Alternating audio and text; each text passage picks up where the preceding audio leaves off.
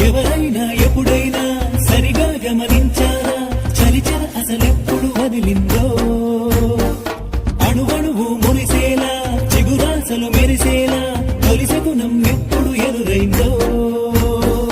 చూస్తూనే ఎక్కడి నుంచో చైత్రం కదిలొస్తుంది పొగ మంచును కోపం